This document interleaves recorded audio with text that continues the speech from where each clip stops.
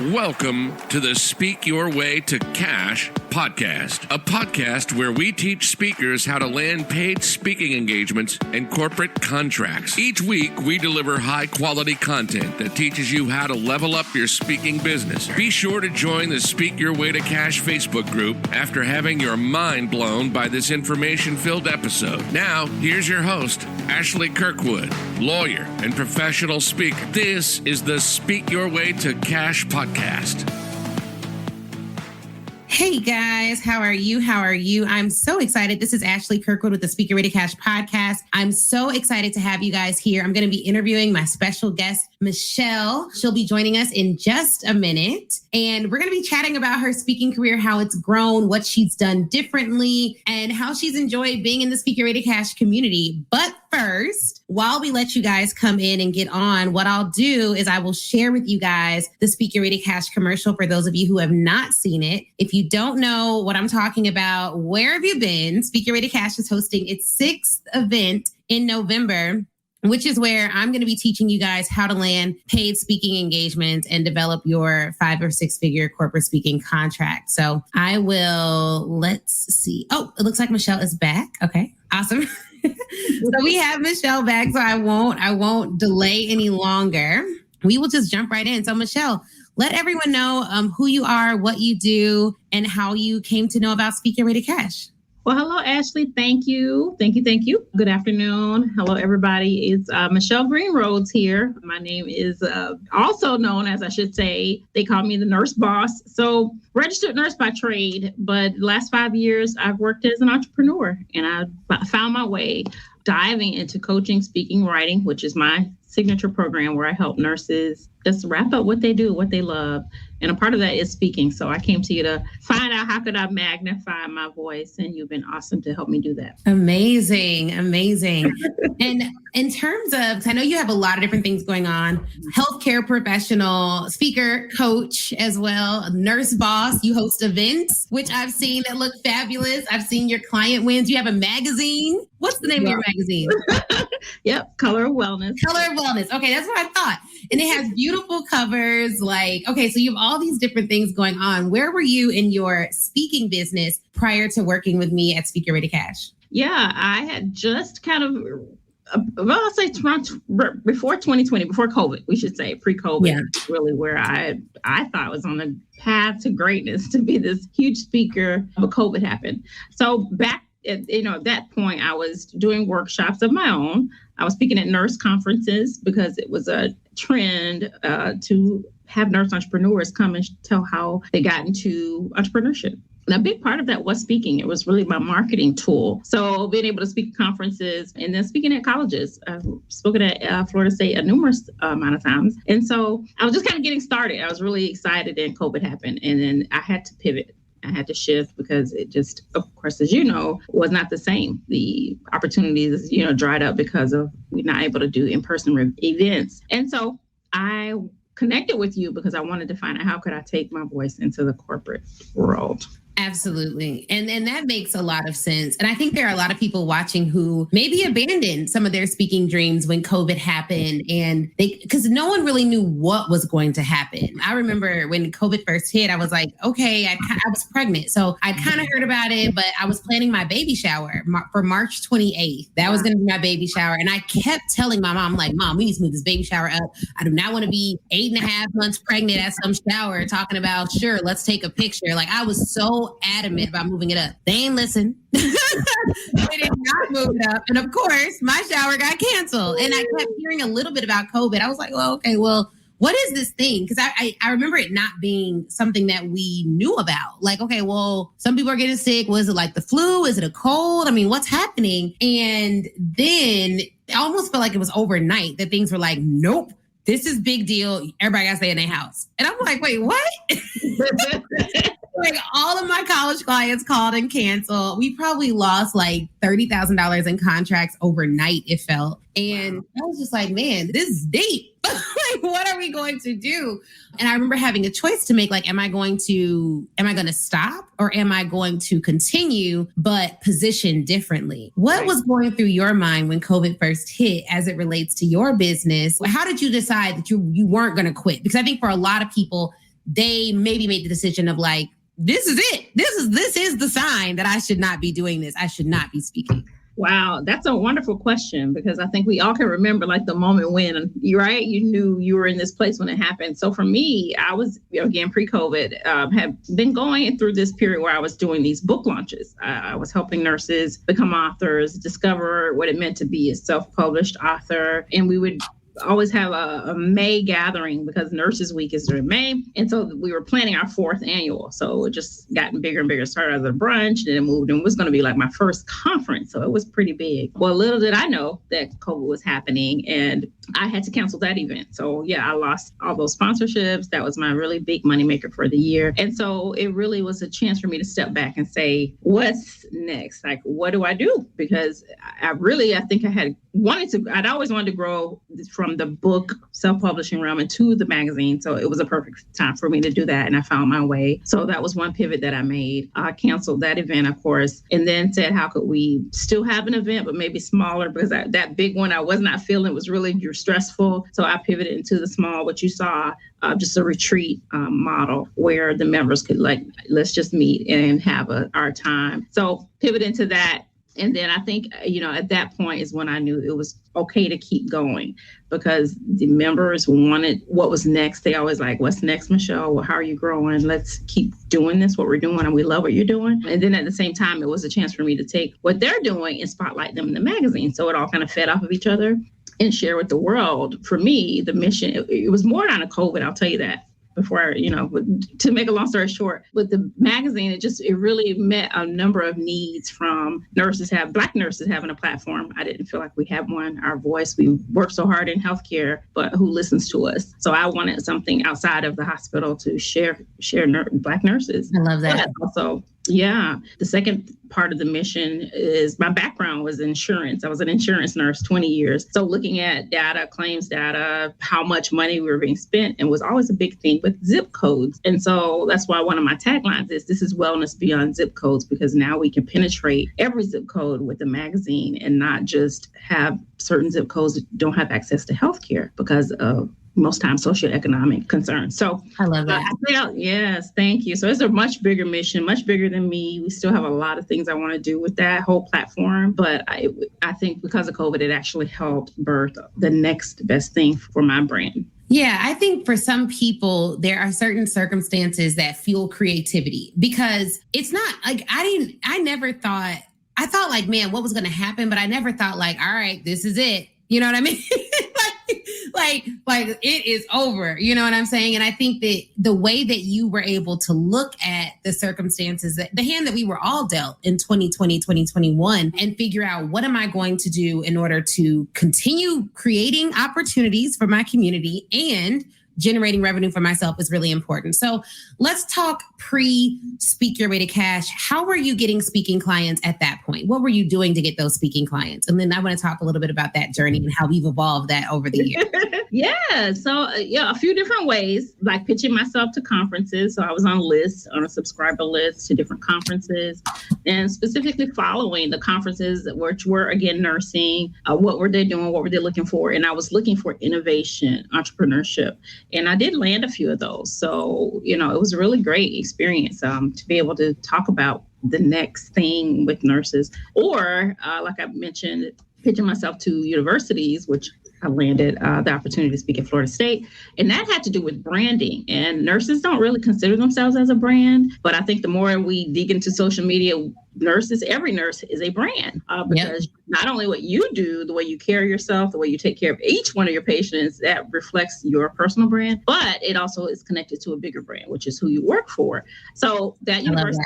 Yes, thank you. And so did you already have kind of a signature framework that you were pitching them with, or were you doing custom proposals each time? Custom proposals each time. That was a big thing. I remember that being a big thing that we discussed, is because it can get a little draining rewriting new proposals each and every time for each new client. That can be a lot of work, a lot of work. Yes, because you have to dig into what they're looking for, what's their goal, as opposed to me just saying, this is what I do. I was, customizing everything. So associations, I would do that for them. organizations. And so, yeah, that's where I was really scrambling to find opportunities. And now I got to dig, research, and create this particular type of speech for them. Right. And so what I call creating a custom proposal each time, it's almost like doing a lot of work that you're not paid to do yet. So that's like a big, for every speaker listening to this podcast, you do not need to create a custom proposal each and every time you pitch an opportunity. If you have a proposal that lays out your framework and exactly what you plan to offer clients, like it can be a lot easier than that. So when you came to Speak Your Way to Cash, do you remember the first big mindset shift you had that helped you to land that largest one-off engagement that we'll talk about a little bit later? What was that first mindset shift you had to make in order to even start changing the way you sold to clients? Wow. So many. Ashley. So I just want to say thank you. I do appreciate, I love the way you think. So that's why I jumped on board. So I attended your Speak Way to Cash last fall. Yeah. When because I heard you on, I think it was Black Speakers Network before that. So I say that to say is that, you were just full of new ideas, streamlined the whole process and I was in that muck where, who do I pitch to? What do I say? What do I construct? How do I stay different? How do I stay ahead, as opposed to just owning my own framework and just keeping that consistent? So I think from that way I was viewing things as opposed to where you showed us how to streamline things and just make it, to me, much simpler, but get paid more. It was a win-win for me. So thank you. Yes, of course. And thank you for doing it. Because I think for a lot of people, and you know this because you coach people, it can be tough for people to they can hear the information, like the information, but it's very hard to implement. Yes. And we have, as people, I think it's just human nature. We have a huge resistance to new information. And I joke all the time that I feel like I'm a good student because I'm married and my husband is always giving me feedback all the time, all the time. Like I just posted something like a flyer with a QR code and he's like, why isn't it clickable? And I'm like, here we go. Now I just got the code on there. Okay. So I'm used to consistently getting feedback. So I appreciate you being willing to just make that, make the shift and actually implement. I feel like that is the biggest reward for me as a coach, is seeing people take action. And it's the hardest piece for sure. But I had to set aside time to get this done because I knew I wanted that shift. And if it were to happen, I had to make time to make sure I did it. So, and I'm still working on it, but it's awesome. It really has changed the way I view my whole speaking process, for sure. Yeah. No, definitely. And then for you made that mindset shift. I guess the first one would be, I don't have to do all this stuff before I'm contracted with the client. I can streamline the pitching process. But the other big shift that I find that people struggle with is asking for a lot more money to do something that they used to get paid a lot less to do. So for you, when you were getting paid to speak previously, what did that look like? Because I know you use it as marketing. So sometimes when you're marketing and you're using speaking that way, you're not paid to speak, but other times you are. So was it a good mix? What were you charging to speak? How was that like? Because I want to show people that transition. Like, how did you ask for more when you were at one point doing it for free or lower cost? Yes. Wow. Okay. So I would say, yes, it was a good mix. For sure, that very first year of speaking was a lot of freebies, a lot of free speaking, getting myself out there. Then I moved into the $1,500 range, $2,500 range to speak for an hour. And that, of course, was all the pre-work, getting presentations ready and all of that. Then I moved into, let me just do my own events and then charge. So that went up to around $3,500. And my largest one around that time was $5,000, another university to speak. And I thought it was it. Like, I was happy, like, yes, I made it. And that is good. Yeah, yes, it was. But I felt once I met you, I learned there was a whole lot more.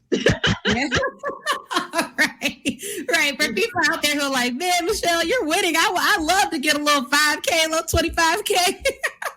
Yeah, so it's all relative, guys. But that is it is good. I want to say that because I do talk a lot about $10,000 plus for speaking, or $8,000 or $9,000 plus, or $6,000 or $7,000 plus. But the truth is, it is good And you should celebrate getting paid to speak, period. Because there's a lot of speakers that don't even get that. But the reason I talk about the higher engagements for everyone listening is because once you know that more is out there, there's a reason why you came across that information. Like I believe God doesn't do anything by chance. So if I learn that there's more out there and that someone is getting more, it's because I can have it too.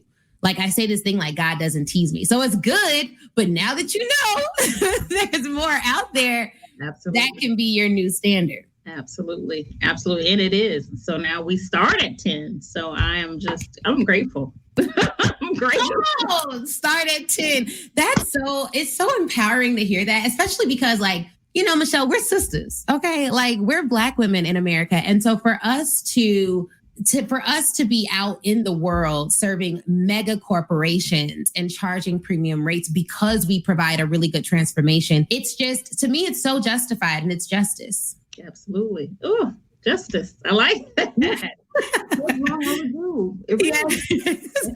Yes, for sure. Like that's long overdue. Like when you think about this is a total aside. But like when you think about all the stuff that our ancestors went through and, Black women lawyers in the 1900s and the late 1800s, like what they had to go through, I want them to be looking down on me like, yes, she should be getting this because I had to go through so much. So, I love seeing us well paid, well rested, well served, and out here helping other people to see our point of view because it really does make their lives better. Absolutely. Absolutely. And I love that. It just shows that the mission, again, sometimes we start out, it is about us and getting paid and all that. But as you get deeper into what you're doing in your work and your transformation that you're helping with your clients get, you see the much bigger picture. And it seems like I often refer to that, Ashley, when you posted one day, like, I know what it is. I'm here to help Black women make more money. Do you remember that post? Yep.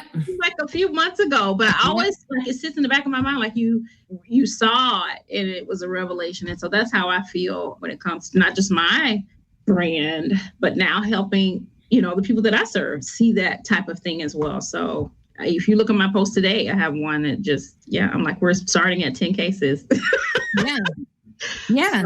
And then what happens is such a good point and such a powerful point is when you walk in your purpose, it creates a ripple of impact because people can't unlearn greatness. They can't unsee excellence. So me doing what I do, being who I am, walking in the area that I'm walking in, continuing to elevate my mindset and dream bigger allows for me to give that to you all, allows for you to give it to all the people you serve, allows for, it allows for us to create what I like to call ripple impact. So we have to do what we're supposed to do. We have to go in and change the cultures of these companies. We have to help our corporate and college clients help their, constituents to dream bigger so that they can go and do the same. Because what I've seen a lot in this country, especially amongst our people, is when we don't feel creatively free, when we don't feel like we can go out and dream big and we can share our voice, instead of a ripple impact that's positive, it can be a ripple impact that's negative. So if you go out and complain every day and talk negatively every day and put another person down every day, then everything in your sphere will be negative. So when people ask like, man, you have so much fun and you hang out with your husband and your daughter's happy and what a happy baby. Yes, because it is a ripple of my impact in the earth. So it should be like that.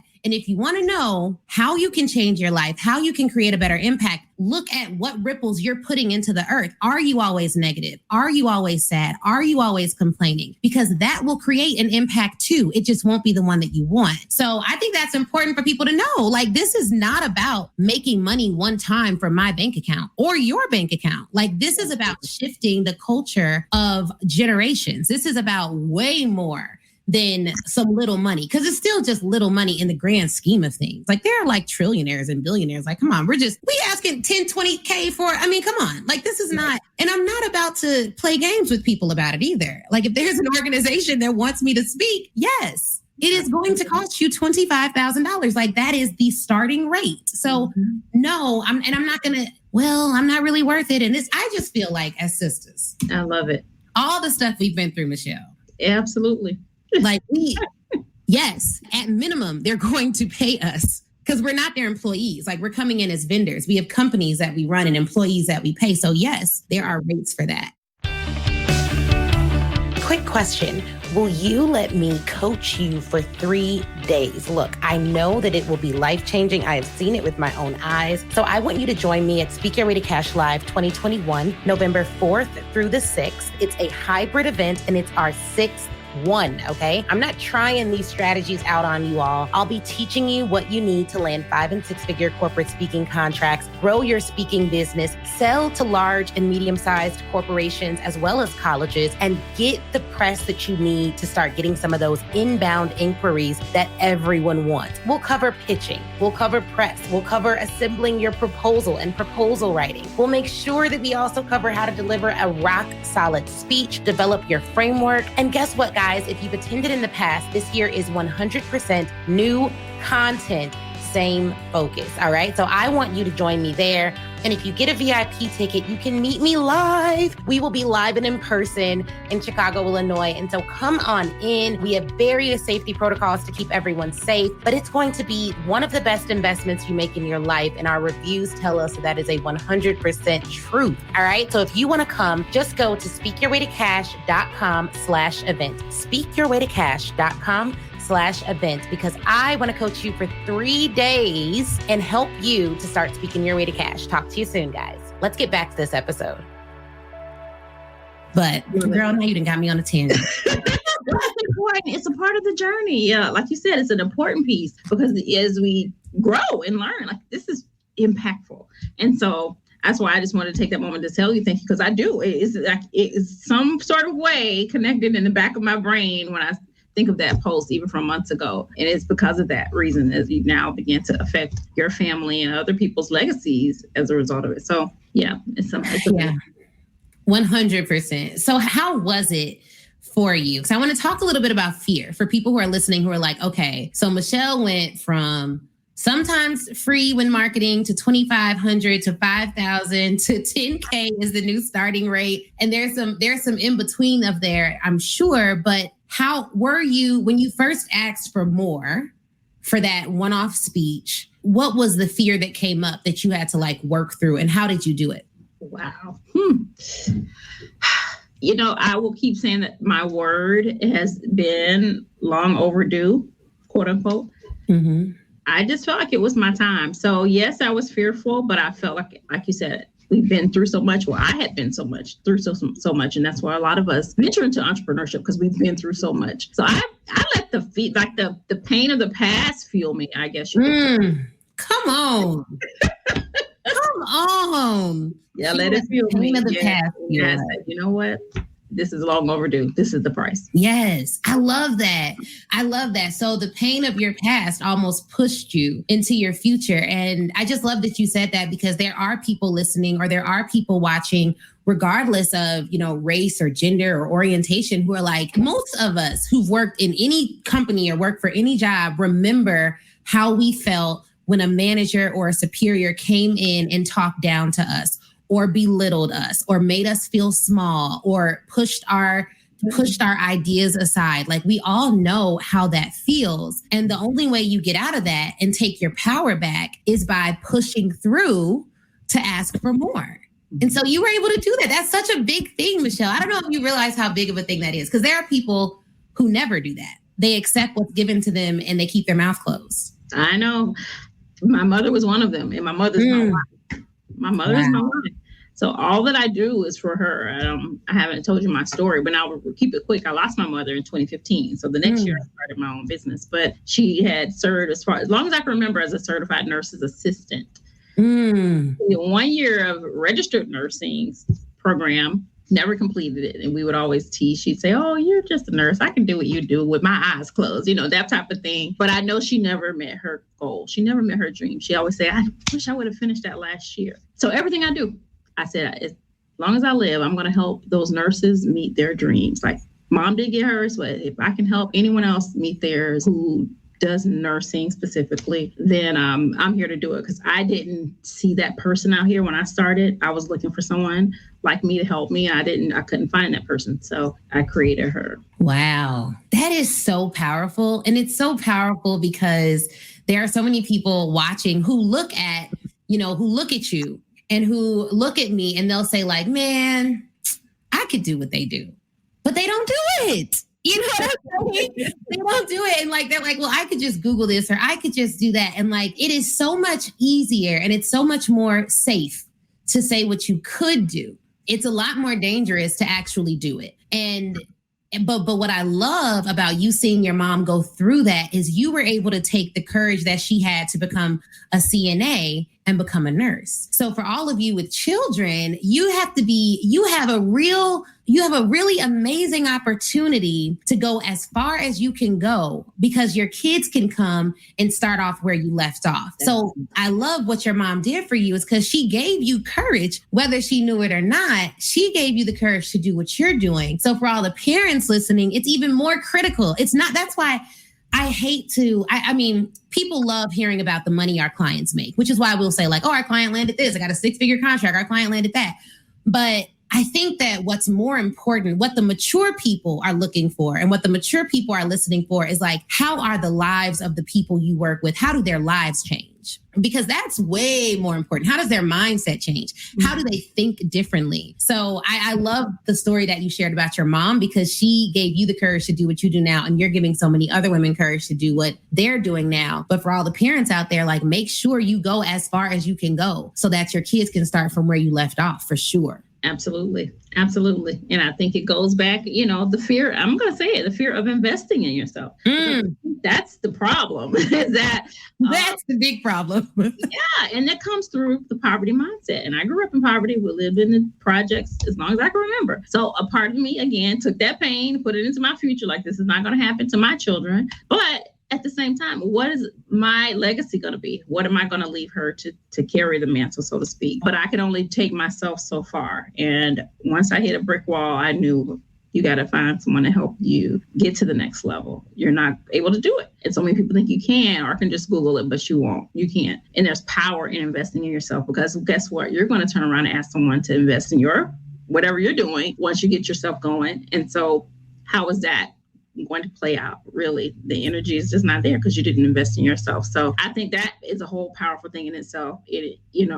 Just being able to sow the seed and then reap it later. Well, and it goes back to how do you look at money? So you talked about the poverty mindset, and I would almost clarify for people who are like, well, what's the poverty mindset? Your relationship with money comes from how you view money. So my security is not in money. My security is my security is in God, but my security is also in skills. So money to me is a tool for me to gain more skills because skills is something that won't necessarily fluctuate. If the sun ain't shining, I'm still skilled. If the sun is shining, I'm still skilled. So like if it's raining, if it's pouring, if I don't got money, if I got a lot of it, I still have my skill set. And so I use money to invest in skills because I know that is the most secure thing I can do with money is invest it for me to get some more skills and for me to magnify and utilize the skills of others. That's what's like, now that's like that's level 2, right? First, you invest to get skills for yourself. Then you invest in people to work for you. And then you invest in their skills as to magnify your skills. But where a lot of people mess up is they see money as security. So it's like, I can't give you my security. I can't give you my security blanket. This is all I have. If you have that type of a relationship with money, you'll never invest it because it is your security, not what it can do for you. Money is a tool. Right. And really, because I grew up opposite. So I didn't grow up having money problems. And because of that, I've never seen money as, I've seen it as something that you can always get more of with the right skills. That's literally how I've seen money. Because I saw my dad go from being a multimillionaire to losing money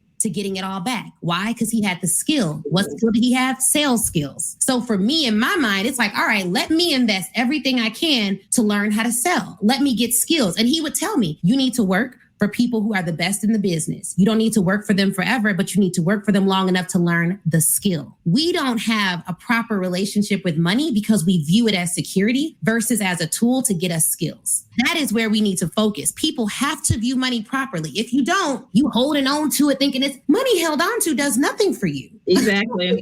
I was going to say, and then you're always going to be like chasing it to cover this and chasing it again to cover that, as opposed to let me invest it and let it will pay me back and continue to pay me. So it's not chasing it. It just comes back to you. Yep. We think investing is spending. She wants me to spend my money with her so she can get rich. Well, no, because again, I got skills. I'm going to always have money. period. Like, or I'm always going to be able to get it because I have skills. You need to invest your money with people who can give you more skills. Right. Now, don't invest with people who just look rich. That's the other thing we do, Michelle. Now, I don't know, maybe this is just my experience, but I see a lot of people that only want to invest with people who they think have like a certain look. Like, oh, she looks like she got it going on, or she looks like that's silly or that's basic. Like, well, power of social media, that's why getting to know those people you think, and then asking the right questions and doing the due diligence, all is a part of that. But yeah, I think social media plays a big part of that. And it's just more to it than that, It's way more to it than that, because what we've talked about on this call is legacy. That's my key word for my brand. Yep. So it's perfect. It makes perfect sense. Like, we talked about legacy. Like, you did land your largest engagement to date after working together, but it was really because you invested in getting additional skills. And with those skills, you use them, and money resulted from that. But now you're probably going to use that money to invest even more in your coaching program, making that even better, in your magazine, elevating that, in your employees. So you have to... How did you, because my husband grew up west side of Chicago, grew up, struggling financially, always saw people having big dreams with their mouths, but never necessarily walking towards it. How did you break out of the poverty mindset into an abundant life? Like, what was that process for you? And what tangible tips would you give to anyone who's like, well, I grew up more like Michelle than Ashley and I need help? Like, what would you say? Absolutely. No, for me, it was similar to what you said, where your dad would say, get more skills, work for the best. Well, my mother would always say, read more, learn more, get your education. It was just poured into me. So and I tell this story all the time, again, we didn't have much. So we would take the bus to the library. She was such a stickler on reading. I remember walking in the rain because Saturdays was our library day. But so it was just a big thing for me for a library, for books. And so that's why I have 8 books now. But it was just the power of education. So no matter what, like, she was like hell bent on making sure I was educated. So I praise my mother for that piece. So I think it had to do with her. It was also when I went to Florida A&M, that's where I became a nurse. She was at home going to the library, applying for scholarships for me. I was getting checks in the mail. I'm like, Mom, what's this? Oh, this and that, so it was just the things that she did and showed me that even though you didn't have much, that didn't stop her. And she bought my first car. Like, how'd you get the money for this? I don't know. So I thank God for mother. And I would say those lessons just trickled down into me moving my mindset into more. Now it's my check. I always say I check my book at the library. I have my book inside of our library system. So that to me it's like a dream fulfilled. And I think because of just her pouring education, continue to grow, always keep reading, always keep learning. That is what helped me cross over. And once I created my own brand and started giving back, then it all came back to me. I love it. I love it. So your mom was resilient, is what it sounds like beyond resilient. Yeah, that really does help. I mean, it's just, for all of you all listening, if you're like, man, well, I can't invest with you all right now. Like, I don't have the budget for a coach. What Michelle just gave you guys was the cheat code. You can read. And if you don't have money to buy the book on Amazon, you can go to the library. Still, you can still go to the library. So there's really no excuse. And there's an ad that I think it's Lamar Tyler is running right now. And I love it. I haven't even watched the video for the ad. But what I love about it is like the header, and it says, reasons sound like excuses to winners. It's something like that. And I love that because every time someone tells me why they can't do something, I just hear excuses. I'm just like, you're just making an excuse, And I think you have to be conscious of the justifications you have for your inaction. Yes. Be very conscious of that, because those are the things that will keep you where you're at. Wherever there's resistance, you need to run towards it and burst through it so that you can take action. You do not need to justify your inaction. Powerful. Do not justify your inaction. It'll keep you stuck forever. You'll always have a reason for why you can't do, why you won't do. And that is the biggest difference between successful people that I personally know and people who aren't there yet, who aren't able to take action. They aren't able to move. People who aren't able to make things happen, they got a reason for everything. And I'm saying reason, but I'm hearing excuse for everything. Right. No, I completely agree. I think it's all about the comfort zone. And I always tell my group, are you in the comfort zone or the battle zone? I posted that I have a group just for them. Like, you got to pick one. You're either going to stay comfortable or you got to fight. Like you said, when you said burst out, I was like, yes. Yeah. I love it because that's where you're running. We're running, we're doing, and we're fighting, really, literally fighting for our lives. Yeah. No, 100%. And you mentioned earlier that you attended the event last year. What was that like for you? What was it like for you attending that event? How did that help to kickstart where you're at now, which I just love seeing. I love seeing it. And I love that you're helping so many other nurse bosses make those transitions that they need to make to get their voices out there.